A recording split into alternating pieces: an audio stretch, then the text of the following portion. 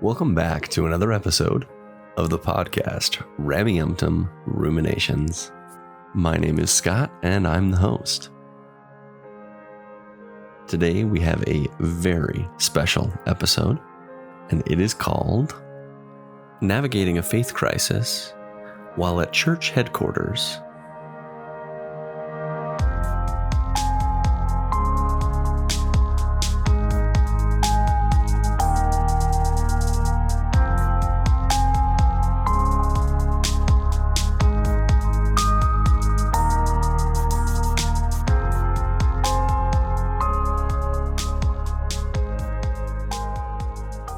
So today we've got a very special episode. I've got an awesome guest, and I'll let him introduce himself in just a moment.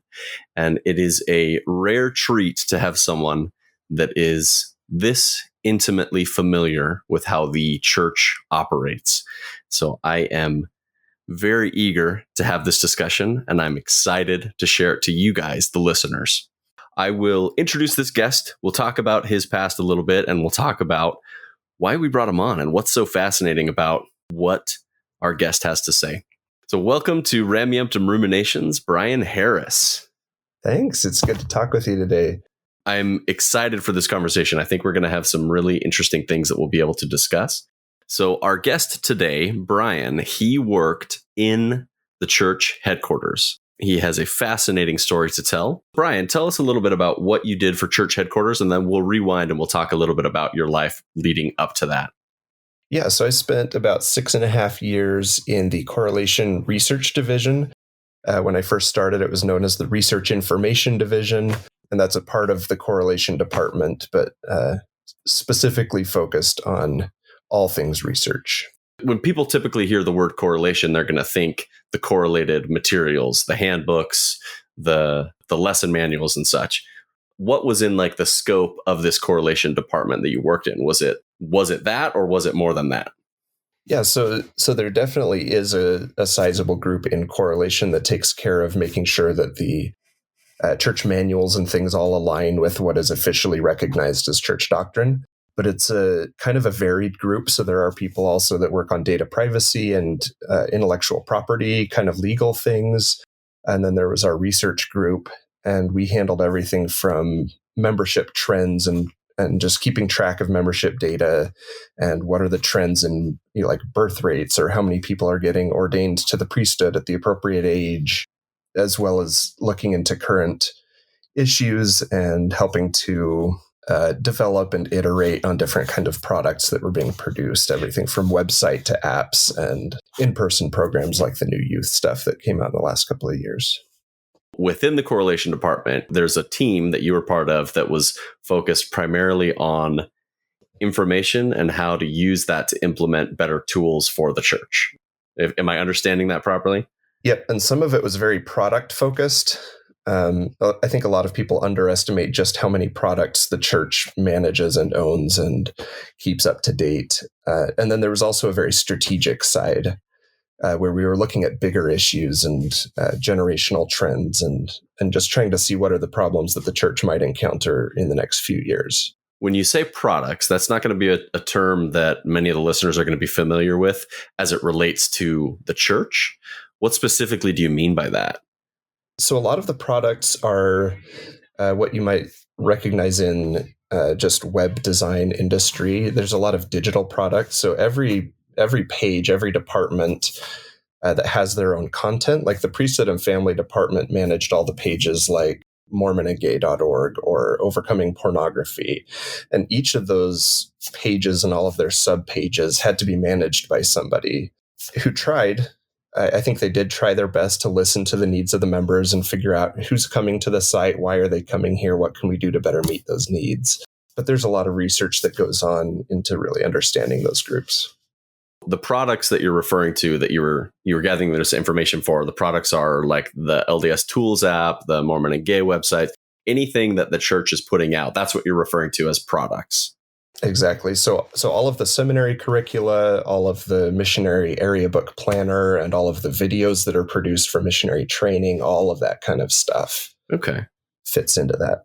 Your particular part in correlation, you were gathering surveys and information to help influence and guide these products? Or how did the interplay of what you were doing with surveys correlate with these products that you're talking about? We would do surveys. We had website intercept surveys for people that came to LDS.org. That's what it was at the time.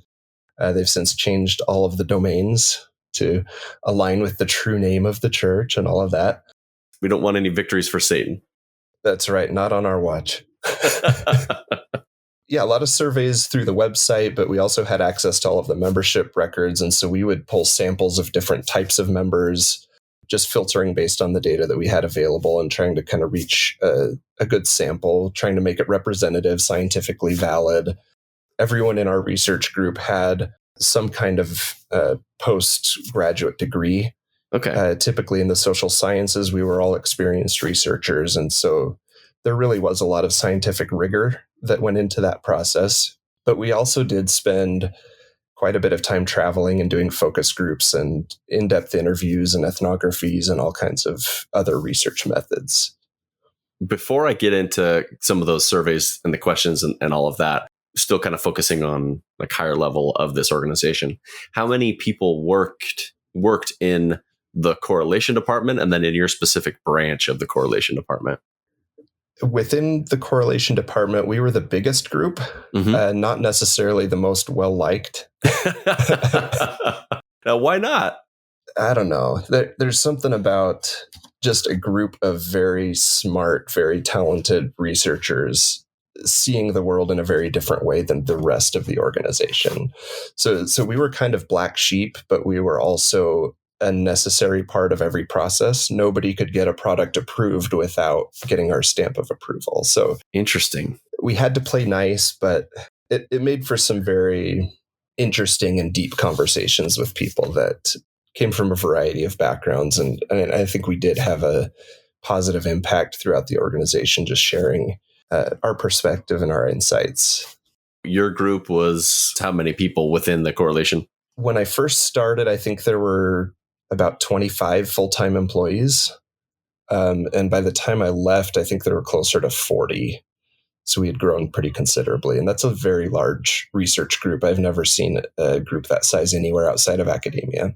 Now we can go on back to kind of where you were leading just a second ago. You said you traveled for a lot of these surveys and you implemented both from capturing people that were on the websites. You're gathering these surveys. How are you guys determining what areas to focus on for these surveys and then what demographics to focus on? Is it these problems that they're presenting to you and then you're kind of, focusing based on the projects that they're trying to emphasize? Yeah, so we didn't initiate very much work at all on our own. Just the way that it was structured, we were a service organization that other departments would come to out of necessity or out of a lack of information that they needed to be able to make some kind of decision. Because of just bandwidth issues, we weren't always able to address the small kinds of questions that might come from the staff. But if there was ever a pressing concern that a member of the 70 from some particular committee came to us and said, I really need to know this so that I can give direction to the entire department, then that's the kind of stuff where we would dive in and say, okay, who are the right people to give us perspective? Maybe we need to interview mission presidents and we can do that. Or maybe we need to talk to parents of young children, or maybe we need to talk to single parents, or whatever the right group is. Bishops might have some unique perspective on an issue that you can't get from others. And so that really went into a lot of that planning, is just identifying who's going to help us to really see through all of the clutter and the noise and the massive amount of data that we could potentially get what's going to be the clearest picture of what to do next. You do all these surveys. Who are you reporting directly to?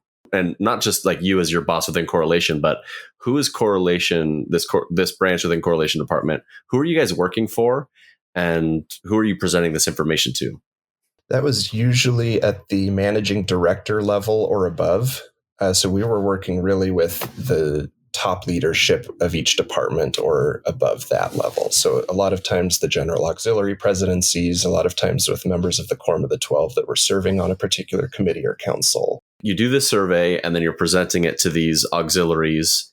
How often were you presenting this information to the Quorum of the 12 or to some the presidency of the 70? Was this something that you guys were doing regularly? Yeah, so me personally, or like the teams that I was working on, it might be every couple of months, but somebody in the department pretty much once a week at least was presenting to one of those kinds of groups. And so we had a lot of interface and FaceTime with some of the leadership. How did those interactions typically go? So you come in, you present the information, you talk about whatever your survey results are. Do you just kind of like quietly leave the room and let them discuss? How does this sort of an interaction play out? That really depends on who is sitting at the head of the table in the meeting. So some of the times we'd be sitting out in the foyer waiting for our turn to even enter the room because there's some other group presenting their stuff and discussing whatever they needed to. And sometimes the secretary would come out and say, actually, you're off the agenda for today. Sorry. Come back next time in 2 weeks. And typically we'd go in and present our piece, and there might be 5 or 10 minutes of discussion and questions and answers. And then they dismiss us from the room, just explicitly like, thank you, you can go. Occasionally they would want us in the room and say like, okay, well, I think your perspective here is actually going to help us with the next thing on the agenda. So go ahead and stick around. Regular staff level was mostly there to present and listen. And then all the question and answer was handled by our boss or our boss's boss or whoever was seen as that kind of authority. It's a very hierarchical kind of organization to be in. Within the church HQ, so the top is obviously the Quorum of the 12 and then the 70. At what point in the chain does it transition to your boss or to you presenting to them? No longer called into the church, but more hired to do the job? Yeah, that's a good question. So there are different councils and committees, and those are always headed by a called general authority. Okay. Anything lower than that level is typically handled by a managing director, and that would be the head of an entire department. So the head of all things church history or the head of all things correlation. And those are not general authorities. Those are... Yep.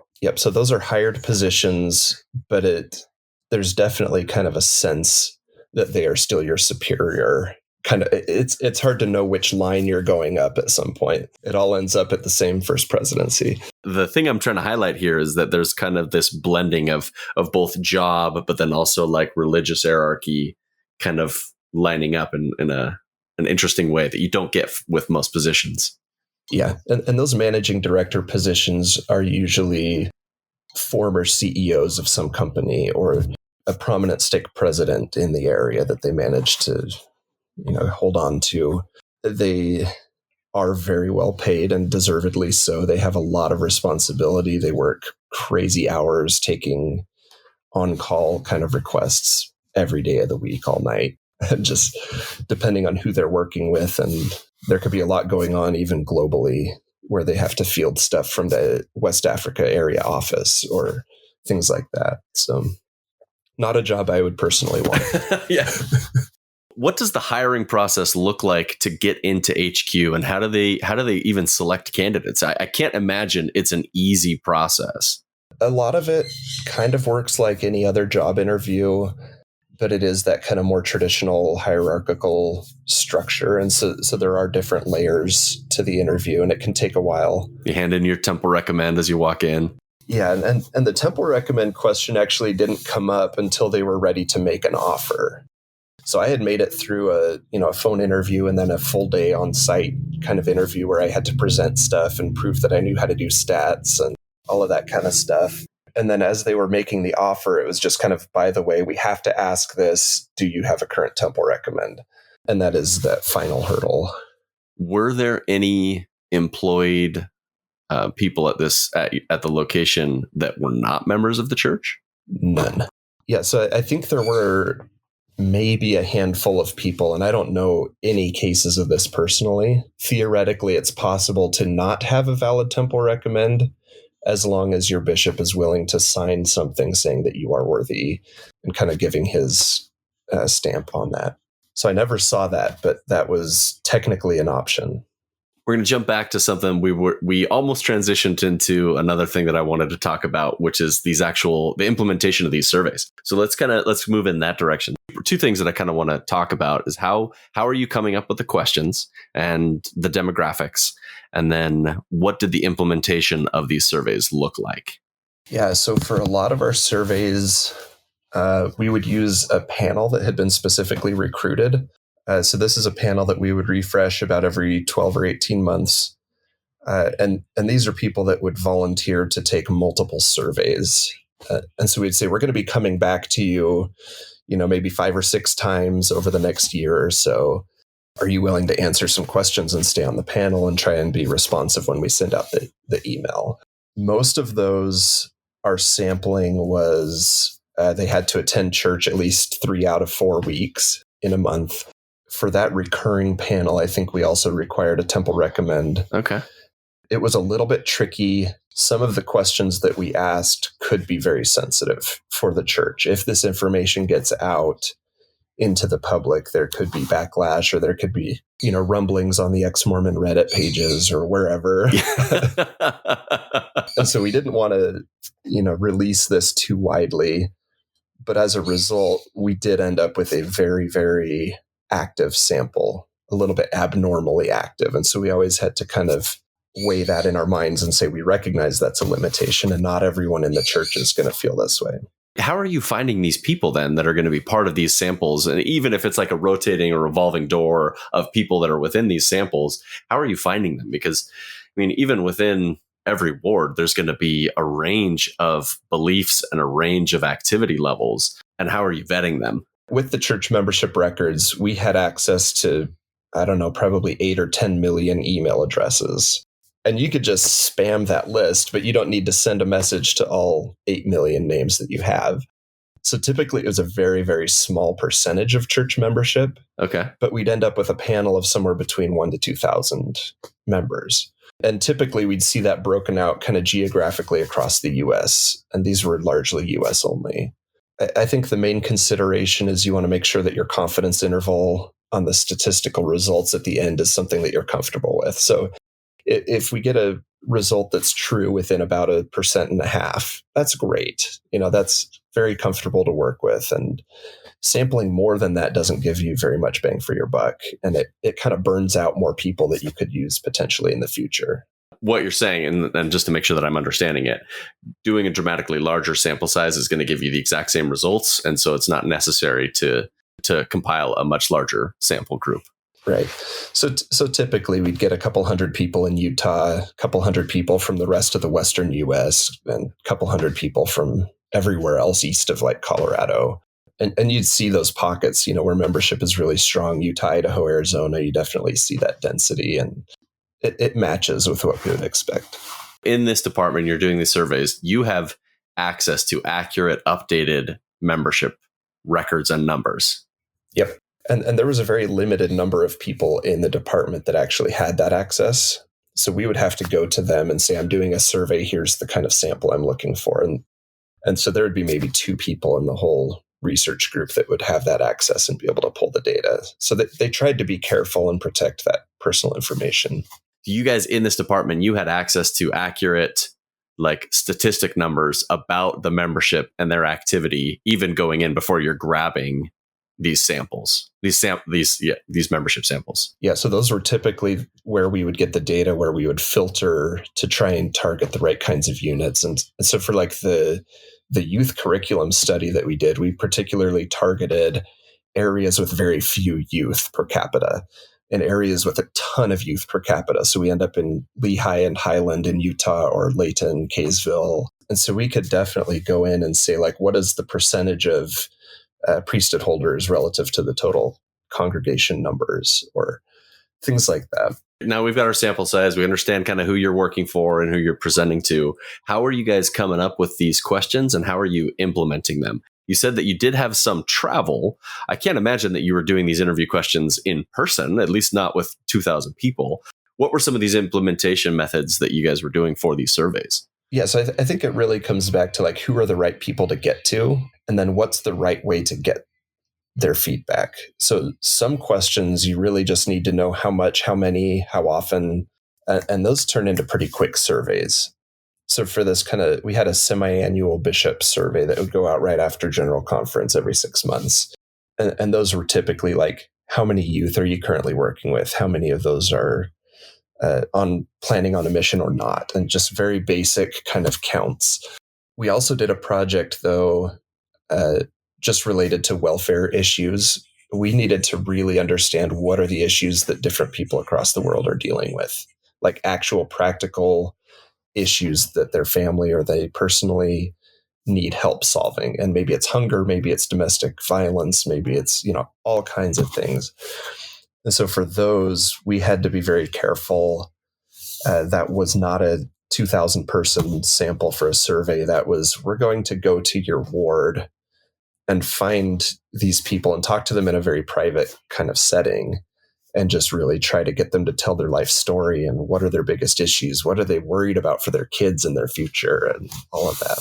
That sort of a survey and that sort of information, that would come more from like maybe a 70 that's concerned about their area, doesn't know what to talk about at an upcoming meeting. Is that, am I reading right what like the motive for that sort of a survey would be? Or why have a more in-depth questionnaire for individual members like that?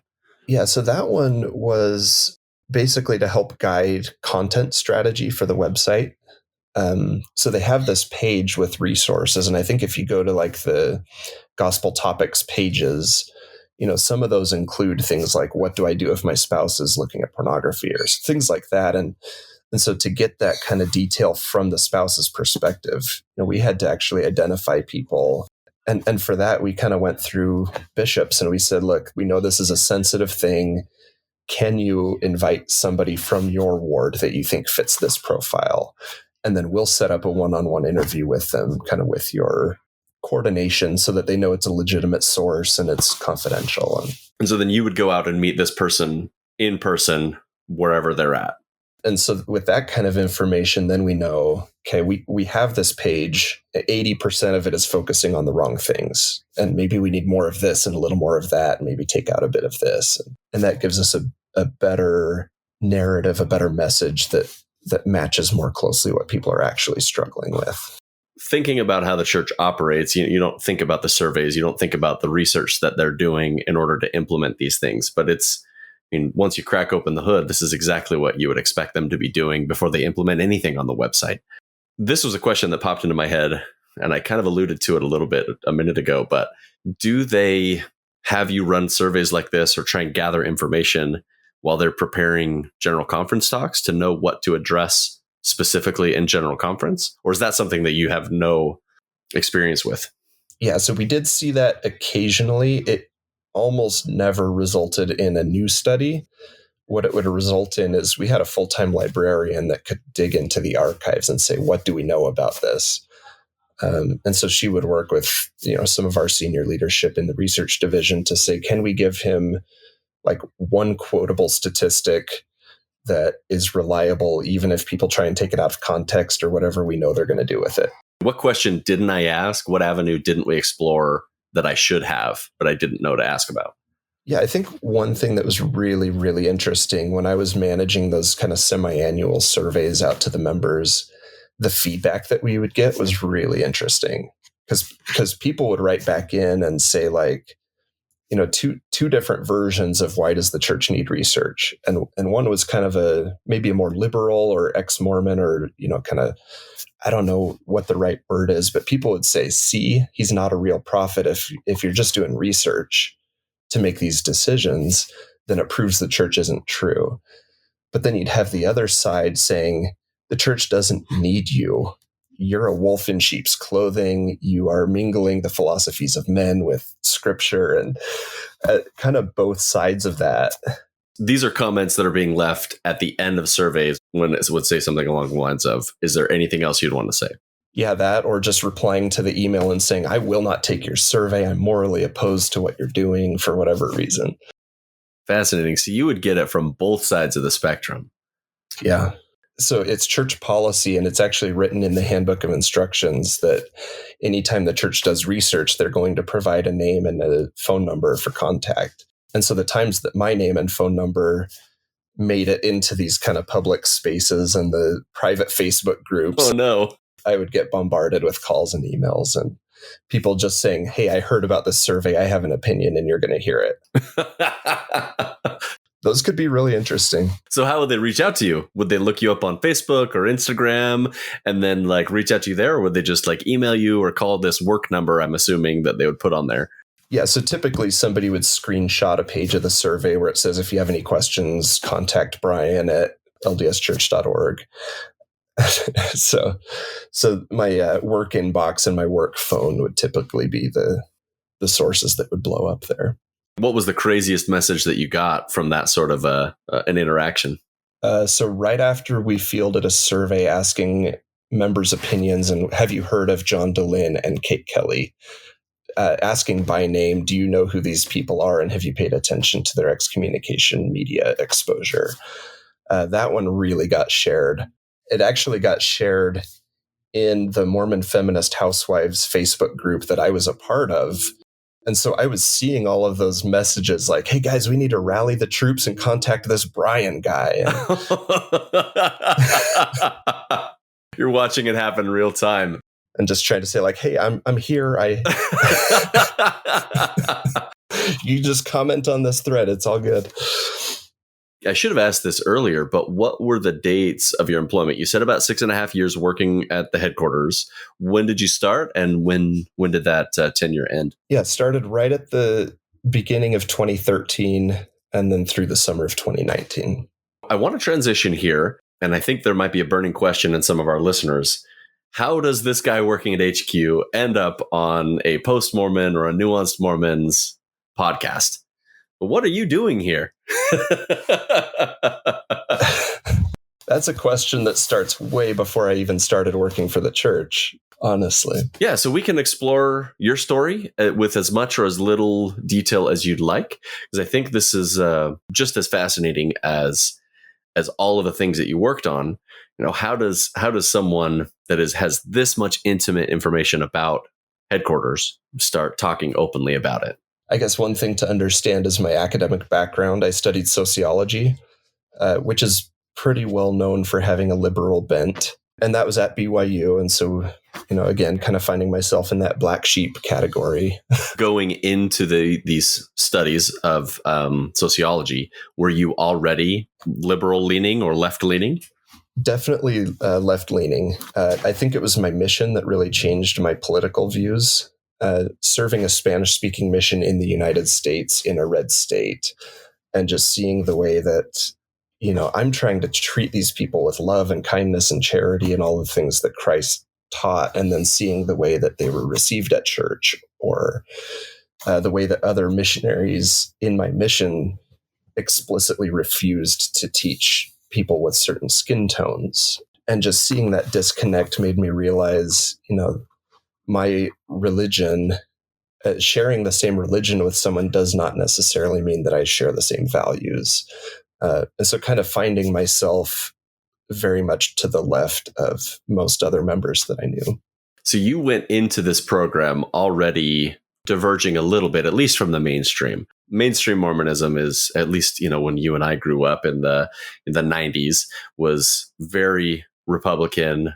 Yeah, right. Coming right off the back of President Benson and on a lot of his rhetoric against the Democratic Party. So we grew up in a version of the church that was very red. So you're already going into the sociology program a little bit nuanced. Yeah, and when I told my mom where I was applying to graduate schools and saying I want to go into sociology and I'm going to study at this big university, she's like, "No, don't go there. They'll turn you into a socialist." And I'm thinking, Mom, you have no idea. I'm there. It was BYU. It was my mission. I had a really similar experience with my mission. It just kind of opened my eyes to how much we can do for other human beings. So you go into the sociology department, you say you're a little nuanced, you get your master's degree. Did you get any more education beyond master's, or did you go from there into the workforce? I started a PhD program at UC Irvine and actually ended up leaving the program just because of some mental health issues and trying to simplify my life, ground myself. And a part of that was that's really where my faith crisis really started to set in. And so part of that was like, I need to find my center again. Maybe that's, going back to Utah, whatever. This job sort of fell in my lap. My friend said, "Hey, I've been working here. You should apply." And I did, and it worked. And like, it never happens that easily. It was the only job I applied to. And I thought, of course it's meant to be. Or moment, you were already going through the telltale signs of a faith crisis even before you took this position. Yep. What sorts of things had you lost your faith in, or had you become nuanced in going into this? For me, I just felt like there was such a lack of openness. Like it just wasn't a safe place to be whoever you are. And so just sitting in the Sunday school class and hearing the same comments reinforcing each other, and they're totally out of line with what I feel. And that kind of experience was always just really hard for me. And so I found myself like volunteering to go sit in primary and help out rather than sit through the lessons, and trying to find some way where I could still do some good or help somebody where I didn't have to suffer at the same time. It wasn't as much of a belief. Yeah, it wasn't about belief. It wasn't about the history or even really a lot of the social issues. I'd kind of found a place where, I think one way the church thinks another way, and I'm going to be okay with that. Your faith was intact. You just kind of felt uncomfortable or marginalized because of your political leanings. Or was it more than that? And I think I did feel out of place, but there were also times, even as a little kid, I remember like if I'd stay up too late and I'm, my head's groggy and I fall asleep on the couch, and then I'm walking up to my bed at 2 a.m., I'd be thinking just these random thoughts would come into my head. Like, maybe none of this is real.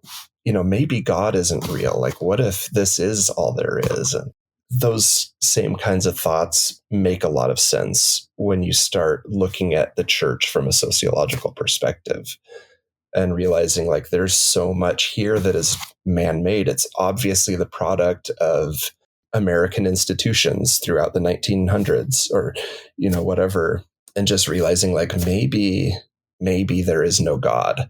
And so for me, it was never about, is Joseph Smith a prophet? It's like, let's go one step farther. If God isn't real, then none of it matters.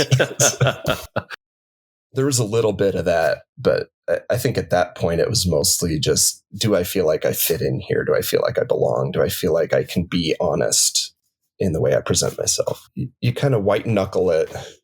You just push through. Eventually it gets better. At least that's what they tell you. Bear your testimony till you have one, all of that kind of stuff. Okay, so you take this position. You're now working for church headquarters. You do have some of these questions, maybe a little bit of nuanced belief, nuanced activity in the church. We're missing that jump. How do you go from there to where you are today? So I think my first like really real faith crisis moment happened about, 9 months after I started working for the church. It had kind of been simmering on the back burner a little bit, and then just really starting to think like, what have I done? Like, is this really going to work out? I'm going to have to keep the temple recommend question, which means I have to answer all of the do you believe questions with a yes. And I wanted to say yes, and I wanted to mean it. Kind of realizing like some people would just lie, get the recommend, keep the job, everything's fine. But that's really like, I grew up LDS and I believe in integrity, and that's a core kind of value. So if I'm going to say yes, I really want to earn it. Like, I want to know. And it just wasn't coming to me, that clarity that I was hoping for. And so I had been, I guess there's a content warning here, but all of that kind of dissonance and conflict inside of myself got me thinking like, maybe this is never going to work out. And I'm depressed over this. I'm anxious about it. It's like this crushing weight, and thinking maybe, suicide is a way out, and with any luck, it's just going to be a void and there's nothing there, and then it's over. Because if I'm wrong, that's worse. No, I can painfully relate to that sort of mindset. You had mentioned briefly earlier on, you're going through some depression, and that was kind of part of your life. Did that get worse as you were working for the church? I would imagine if it's like a scrupulosity, because you haven't really talked about too much about why you were feeling some of these emotions. Did it get better or worse, or was it about the same working for headquarters? Off and on. I don't know. I don't think I've achieved a solid state of happiness yet. Hey, tell me about it. It's a personality trait at this point. It's a feature, not a bug. I watch a fair amount of shows and movies and stuff. And there was a show I was watching recently, and it was making a joke along these same lines. And it was rephrasing The Sound of Silence by Simon and Garfunkel. It was talking about mental health. And it was like, hello, depression, my old friend. Come to sit with you again. And for me, like, that just has stuck with me. It's like, no matter how long I go, it's always going to come back. But my relationship with it is changing. Yeah. And the intensity does change. Yeah. And you get more comfortable with saying, okay, I know what this is. I've been here. Yeah. So right after that kind of experience, the next general conference is when Elder Holland gave his talk about depression and just saying, like, don't give up, hang in there. Like, and that really kind of struck me. And I thought, like, maybe God is listening. The timing of this worked out just right. And so I kind of doubled down on, like, I'm going to make this work. And so I even started writing a blog, and I was trying to convince myself, like, this dissonance is okay. I can handle this, and it's going to work out. And, seeing that light at the end of the tunnel, like, I'm going to be faithful. I haven't gone back to read that blog since then. I'm afraid to look at it because I don't know what kind of person I was, and I'm afraid to look. A snapshot of a different version of you. Yeah, and my wife read it recently and was just kind of amazed, like, wow, you were brainwashing yourself. And I'm like, no, I really don't want to look. So that's kind of, my faith crisis came first, and I think it startled my wife because she was very, very much still believing and active and trying to do everything exactly right. And kind of around the same time that I was dealing with that, I had other siblings leaving the church and cousins and, other people from both of our families that were saying, you know what, I'm out, and I'm okay with that. And so us trying to understand, like, where are you coming from? And we're researchers, and we ask questions, and we want to empathize, and we want to understand it. And so I think that started just, some of the wheels turning. Well, that comes with the sociology background. You're interested in other people's lives, where they're coming from, their experiences. And even if it's different than yours, it's still valid. And that's kind of the background that you're coming to this space with. Yeah. And starting to see, like, a faith crisis isn't a moral failing. It's a social structure and a context that has led to this.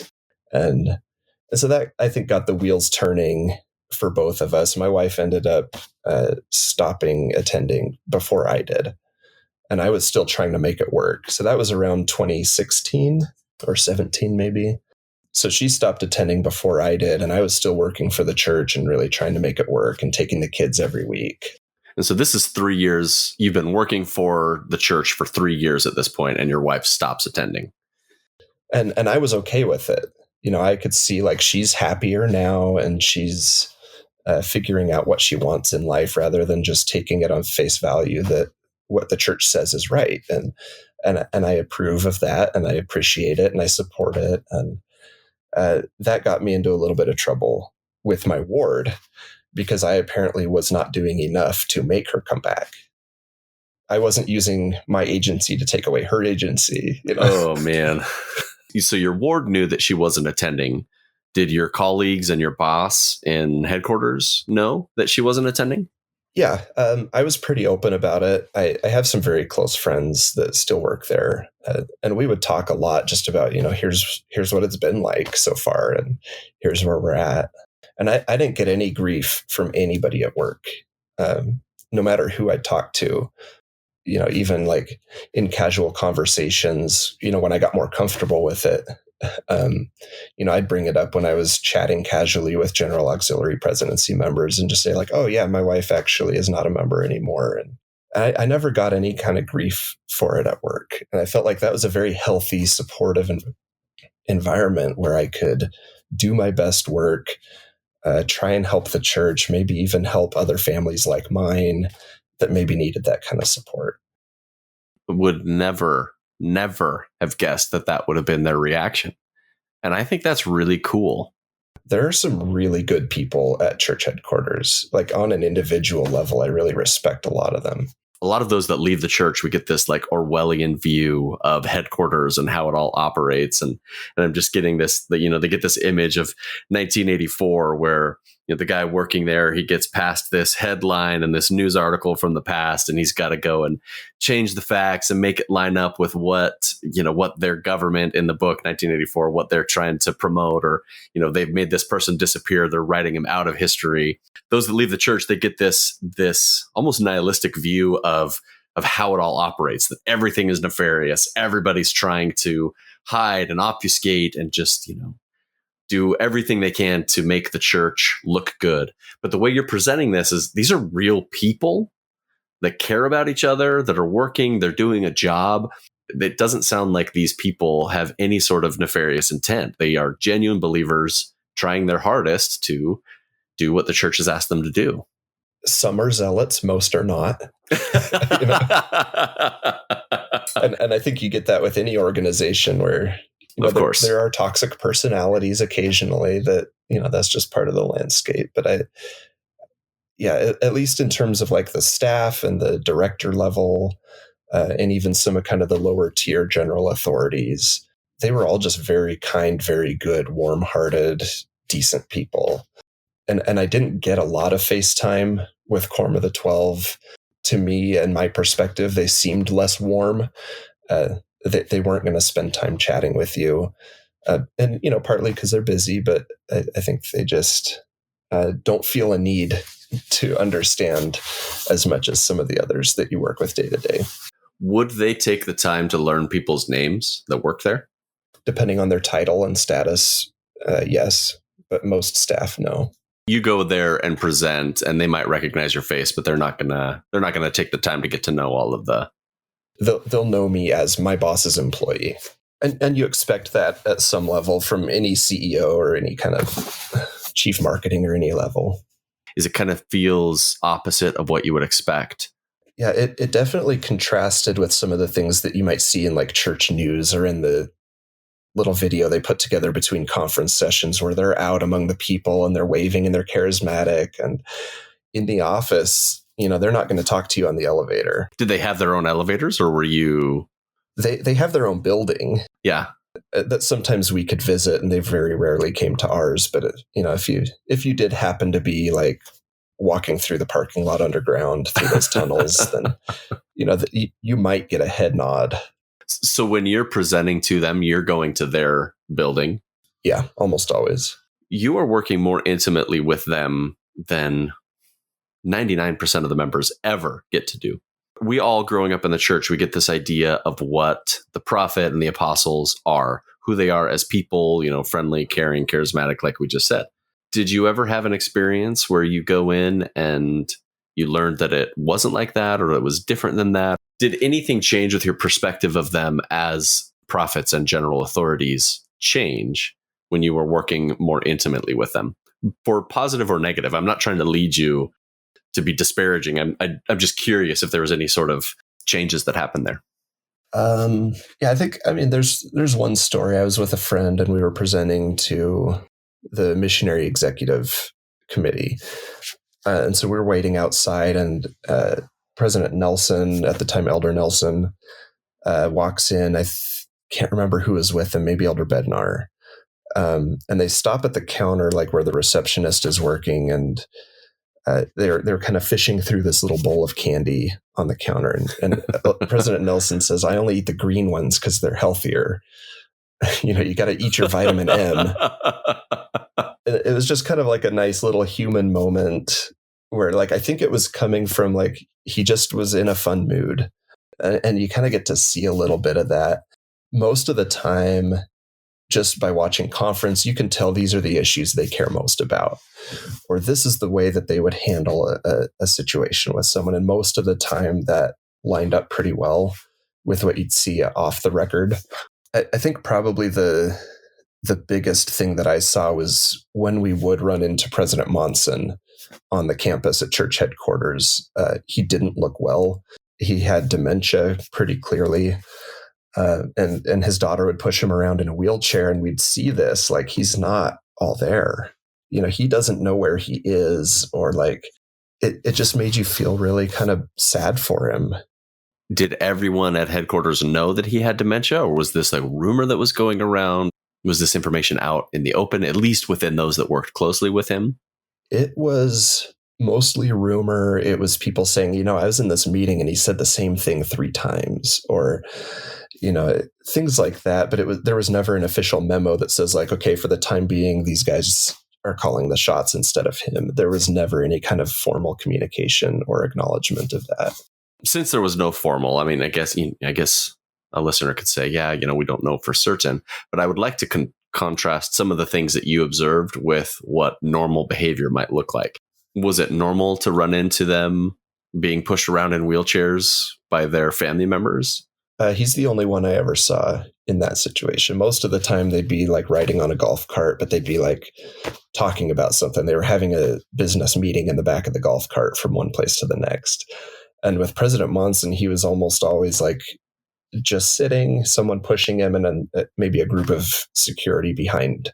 But he wasn't involved in those same kind of conversations. Are you running into him more or less often than the other general authorities, or would that be something that you wouldn't be able to? It was all pretty infrequent. With all of them? Yeah, with all of them, except for like the presiding bishopric when we shared a floor in the office building with them for a while. We'd see them all the time, but everyone else. So it wasn't common for them to be pushed around in wheelchairs, not common for their children to be walking them around. Yeah, and she had a church office type of position at the time. I can't remember. Oh, she did? Okay. I think she was in some kind of presidency or committee. Okay. So it was normal to see her around, but kind of in that caregiving facility. At this time, President Packer was also coming close to when he passed away, and L. Tom Perry. Was there anything different about some of their last days with how President Monson's last days played out? Or was it all kind of the same? Yeah, nothing that I can recall. I don't think they had such long, drawn out maladies. I think when their illnesses took them, it was relatively quick. And this is just purely postulating. And perhaps you might have some of the rumors or some of the things that other people were talking about in the office, but why keep this a secret? Like, why does it matter for the membership not to know? And that is something that we speculated on a little bit just behind closed doors in the office. You and your colleagues. And I think a lot of it just comes down to the members have to know that God's chosen leader is the leader, right? Because why would God have a chosen leader and then let someone else do all the work or make the decisions? And there's kind of a theological reason, I think, behind that. Because otherwise, why doesn't God just take him and let the next prophet fill in? And I don't know how similar or different this was to. I thought it was Benson that had dementia as well. But I don't know the difference between those situations or how it was handled. But it definitely seemed like we're just going to keep on going as if everything is normal. And when he passes on, we still have some continuity because of the same people have been making the decisions for 10 or 20 years anyway, 40 years. I'm always for transparency, but I don't think that the members would take it negatively if they were open about something like this. Yeah. And I think whatever message the church puts out, the members are going to jump on it and they're going to latch to it. We see that all the time.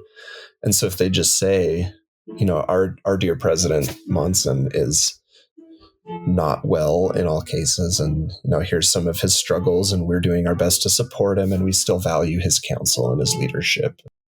If there's a message that tells members how to react to it, it works. And I think they could have crafted a message like that. There were some very talented PR people. So let's keep moving with your story a little bit. We keep jumping back because I think your job is fascinating, and I think there's a lot of cool stuff that we can talk about. Now, you've worked for them 3-4 years. Your wife has left the church. Your colleagues are fine with it. You're still kind of getting along. How do you get to where you are today?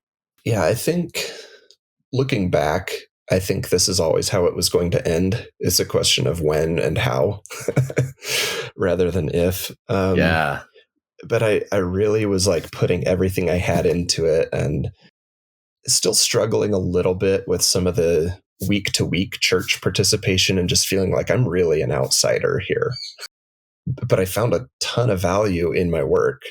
And like, I really felt like I was doing something to build the kingdom of God. And like, I'm improving lives, and I can see it when I go out and travel. Like, here are things the church has done that helped our family in Nigeria. And like, I see it and I'm part of it and I'm building it. And that felt meaningful and spiritually fulfilling. And then week after week on Sunday, I would just feel so drained and blasé. And like, I don't even enjoy this. What am I doing here?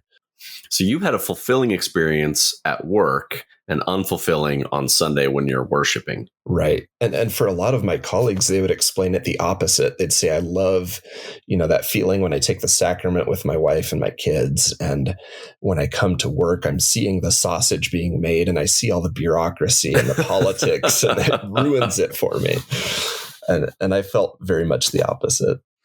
Well, you mentioned the sausage being made, and one of the questions I had, and this, we'll bring up this more in detail in a later chat that I have with you, but you said that there were some key indicators for those that will most likely leave the church. You're doing these surveys, and again, we'll touch on those in another chat, but you do these surveys.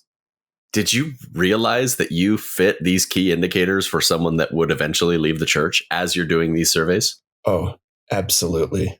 Yeah. It was very clear. What's that experience like? It's crazy. Like, we had these surveys that would kind of identify what type of member someone was likely to be, kind of a general indicator of all of their values and attitudes and behaviors, and kind of taking all of that together, putting them in a cluster or a segment. And consistently, when I would take that survey, I would land in the 1% of active members that were kind of independent spiritually. And part of me kind of took pride in that. Like, I've always felt a little bit different from the people I've been around at BYU, at work, in my wards. I kind of felt a pride in being part of that 1% that was on the outside edge. And I used to even tell people, like, I watched a documentary on PBS about deer, and they were talking about like deer love the edges of things. They're not on the highway. They're not in the woods. They're right in between. And they're not active at night or in the day, but at dusk and dawn. And like, I felt like I'm a deer. That's my true spirit. That's awesome. I lived in a place on the coast, on the Oregon coast, where you can't hunt, but there's a lot of really big forests. The deer definitely did not live on the edge there. They were regularly on the school right football fields. They're like walking in your yard, walking on the street. You just live around them. If you leave the door open, they're coming in. That same survey tool, if we would, when we presented that to church leadership at the headquarters, we would have the church leadership take that survey typing tool, and they would all end up in a very, very different category than me. Did you have to give your results to the headquarters, or was that a personal? No, it was just part of the testing process. Gotcha. Go through this tool that we've developed and see if it seems right, or if there's anything we need to tweak, or look at the data more closely. And it seemed to work. You said that it was always going to happen, that you were always going to leave. You did this survey that basically said you're going to leave the church. Did you ever consciously think, yeah, I probably will eventually leave? I don't think I ever opened that door in my mind. That was a door that was safer closed. Yeah. If that makes sense. Definitely makes sense. I think that's the whole experience with the shelf that a lot of people have, but you just had a broader view of the inside. As you said, you saw the sausage being made. You were there observing how the church is being run. And in a lot of ways, it is just like any other business. You have a lot of staff working on a lot of things, and priorities change, and some things that are a great idea get vetoed by somebody else, and you have no power over it. On one hand, it's a worldwide church, and it needs a branch or an arm of itself doing all of these things in order for it to operate efficiently. There's a lot of administration. On one hand, yes, it's weird to see all these things and to see under the hood, but it doesn't on its own mean that the church isn't true. It's just a necessary evil, if you will, that this is how it has to be. And I think there were mixed opinions about how much should church headquarters be doing. If this really is like a home and family type of church and they've got all the priesthood keys they need in their own congregation, why do we need to be writing the manuals and preparing the programs and all of those things? And then kind of on the other end, like if we have the resources to do more and to help people, is that something we should lean into? And do we go more involved or less involved? And what does that mean for the line of authority and the priesthood keys and the ability for people to choose their own flavor of the way the church should work for them? Or did you work for the church when you stopped believing? Or did you terminate your employment and then lose the rest of your faith, if you will? Because it seems like you're still nuanced at this point. Definitely a little bit nuanced, still making it work. So I'm trying to remember the timing of all of this. About a year before I stopped working for the church is when my bishop called me in to his office just at random. I got the text from the executive secretary, "Will you come in?" I said, "Can you tell me why?" And he said, "No, I can't." And I said, "Okay." I've had those. and he just said, "Look, I don't believe that you believe." Your bishop is telling you this. Yeah. So my bishop is saying this, and he says, "I know that you need your temple recommend to keep your job, and I don't think that you qualify for it anymore." And so in my mind, I'm thinking, I am doing literally everything I can to choose to believe. Wow. It was such a fight or flight moment. And with my job on the line, I didn't feel like I could stand up to him or walk out or say, "This is really inappropriate. Let's talk when it's time for my recommend renewal," or anything like that. I just kind of like, okay, I need to be docile. It's like when you get pulled over by the police while brown. You do what that authority figure says because there's a lot at stake. A typical member of the church, I'd say the majority of the listeners, they're not going to have this sort of experience where the bishop is both ecclesiastical leader and gatekeeper for their employment. Right. That's a huge burden, both for him to bear, but then also to kind of brazenly flaunt over your head. Yeah, it really felt like a hammer held over my head. Like at any moment I could just do this. And he said to me, "As bishop, it is my job to protect the church from people like you." What type of person did he say that you were? And I didn't get clarification on what he meant by people like me, but I can assume. And I think mostly that was because of choices that my wife had made, not things that I had done or said. Just kind of adding to that complexity of what does it mean to be in a mixed faith marriage, working for the church, trying to make it work. Did he revoke your recommend, or was that something that happened? No, so he didn't end up taking my recommend or making any kind of drastic decision. No disciplinary action, just kind of a conversation with you. Yeah, and it was a very difficult conversation under duress. But I imagine. But I tried my best to reassure him, like, I am doing everything I can to stay faithful. I am bringing my kids every week. I'm doing what I can do, and I want this to work. I find it meaningful and spiritually enriching. And it was a very long conversation. I think it took about an hour, maybe hour and a half. And I just walked out of there feeling completely emotionally drained. And I don't think I ever quite recovered from that. And so that was a big part of the reason why I ended my employment there before anything could happen. And you, at this time, still going through depression, suicidal ideation, like you're still there. Yeah. I mean, this is 6 years later. And that definitely brought all of it back. It brought all of it back. I went to therapy a lot after that, just trying to regain my footing. But the next morning I called our director and I just said, "Hey, I don't know what the process is for this kind of thing, but my bishop is really scaring me and I don't want to lose my job and I don't think I should lose my job." And he just said, "Listen, employment decisions are up to me, not your bishop. So even if he takes your recommend, I'm under no obligation to fire you." Oh, really? He said, "I will work with you. I will make sure that you're treated fairly. So there's nothing in your contract that says you have to have a recommend after you've started employment. You are supposed to. And I still don't know exactly how that policy works. But if you lose your recommend, it's not like you get an automatic flag on your record that says this guy needs to go, please escort him out of the building or anything like that. So he said, look, that's a decision that I have to make if it ever comes to that. For now, just keep on doing whatever you're doing. You feel good about where you're at in your life, keep doing that.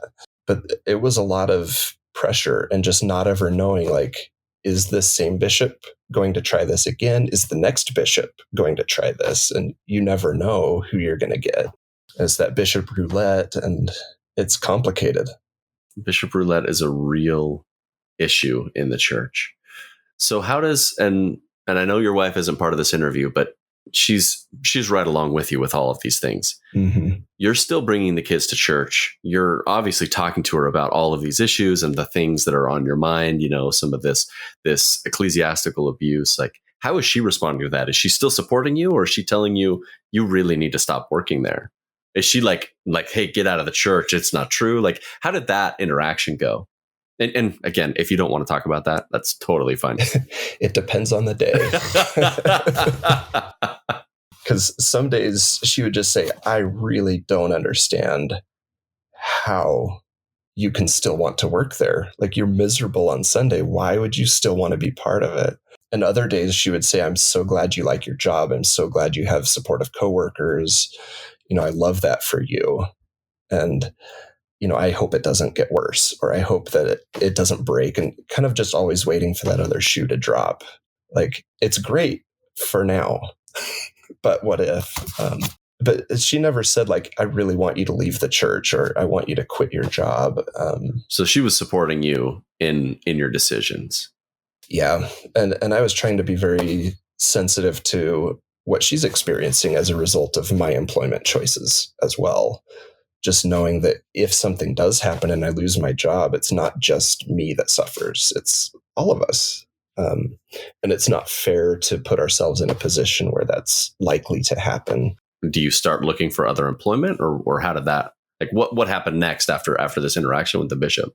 Yeah, so that's pretty much it. I started looking around, seeing what other options are there, in the valley, so we don't have to move, or that kind of thing. And then I found a secure employment, kind of, said goodbye to all of the friends that I would consider family. And like, it was a difficult departure.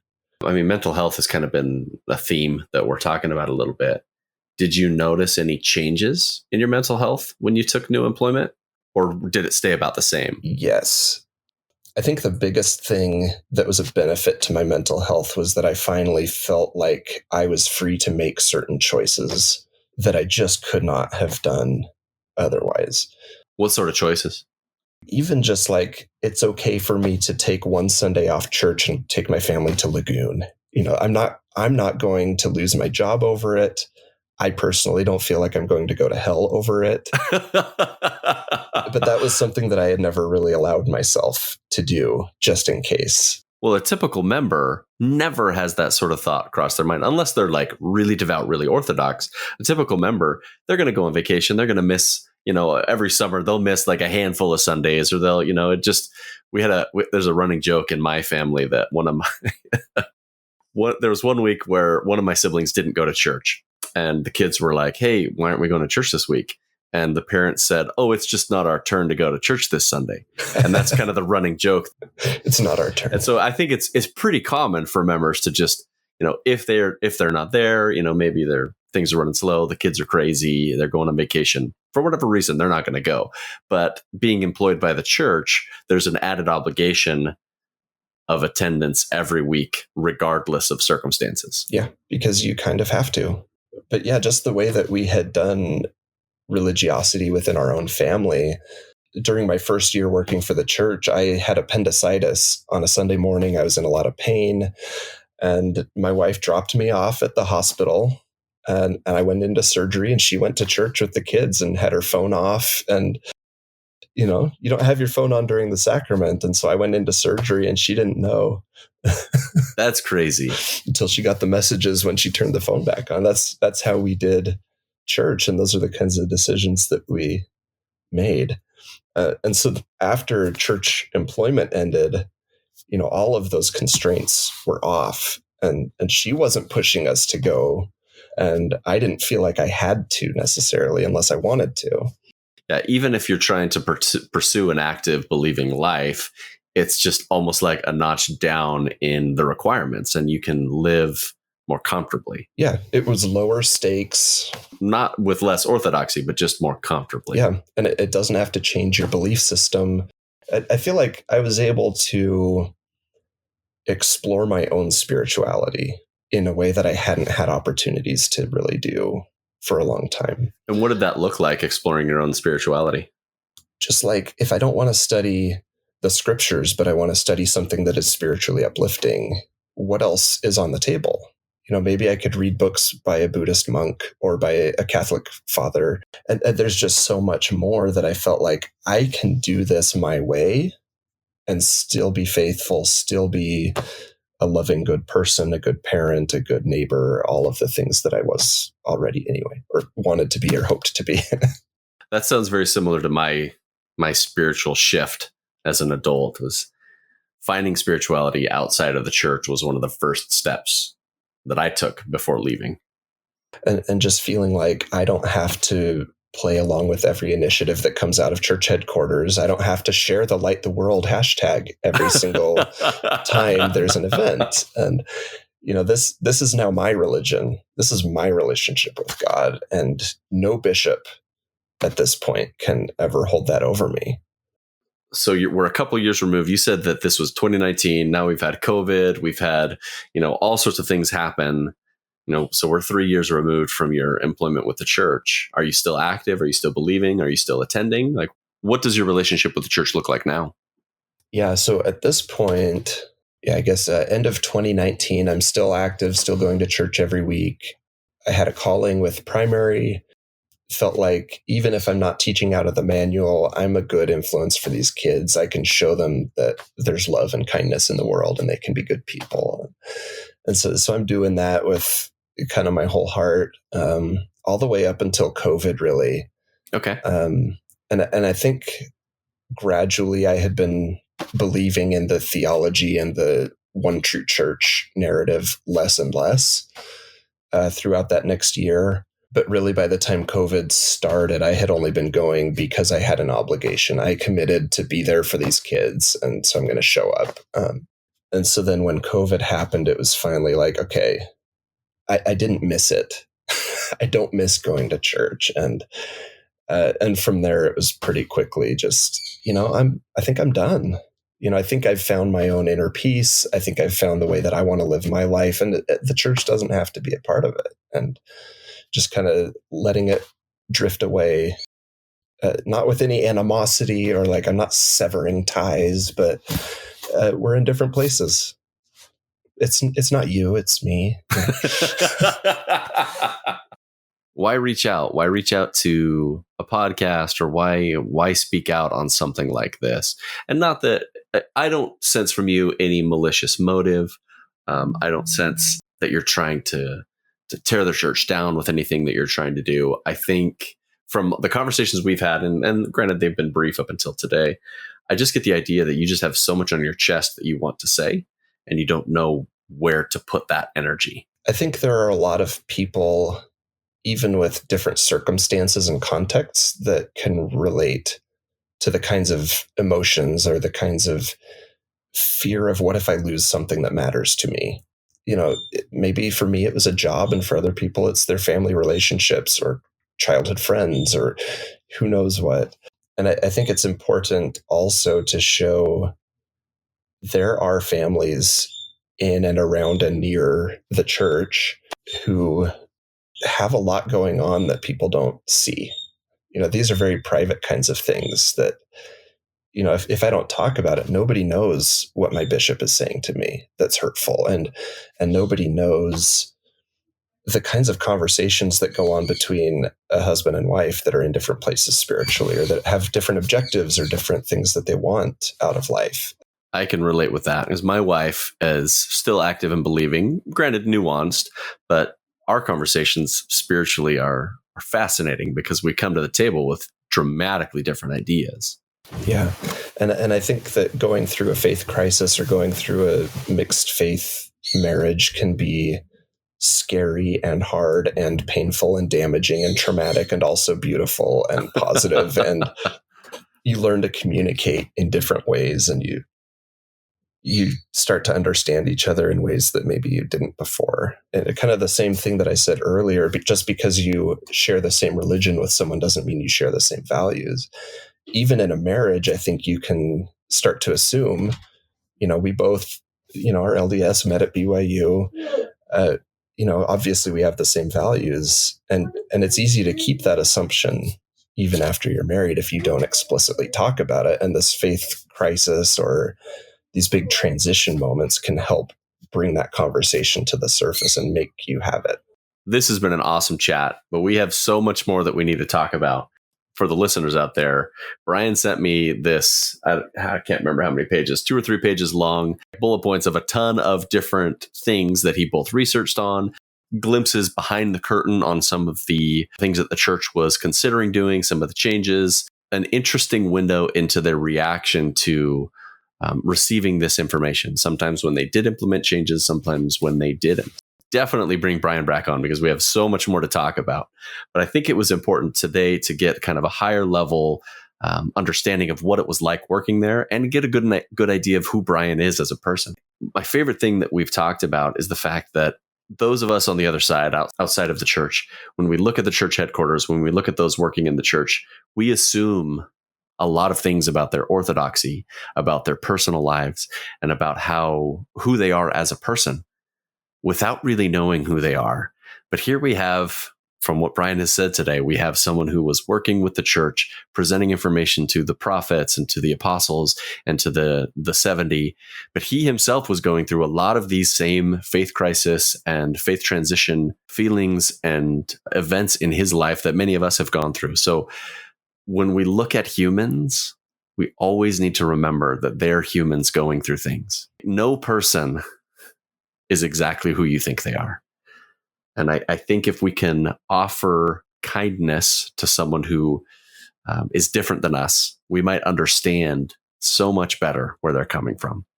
And that was my favorite aspect of some of the conversation that we had in the background was recognizing that you could work for church headquarters and not be orthodox or have a lot of these questions and be going through things, but still be part of the machine. Yeah, it's a complicated machine. And it's good and bad. It reminds me, and again, I'm going to bring it back to 1984. Winston, the main character, he's part of this machine. He's going through the motions of doing all these things that he was familiar with, but the whole time he's questioning every aspect of what he's doing. And that's kind of the idea that I get from some of our conversations. Yeah, I think that fits. Thank you so much for coming on today. I think this was a blast. We will have you on again. So we'll release next week. We'll have a chat where we'll go over these details and some of the specific things that Brian worked on and has firsthand knowledge of. It's going to be an awesome chat. There's going to be so much that we're going to cover. So thank you, Brian, for coming on the show. This was so much fun to talk to you. This is a blast. I'm looking forward to the next one. Well, thank you so much for coming on. All right. Thank you. Thank you so much for sticking around to listen to the episode. This was a fascinating chat and an interesting glimpse behind the curtain to see what goes on in the church headquarters, at least within this part of the correlation department. Brian was an excellent guest, and I'm excited to bring him back on and chat more in depth about some of the surveys that he had a direct hand in and some of the initiatives that he was involved with. So look for that one next week. And as always, I hope that you have an excellent day.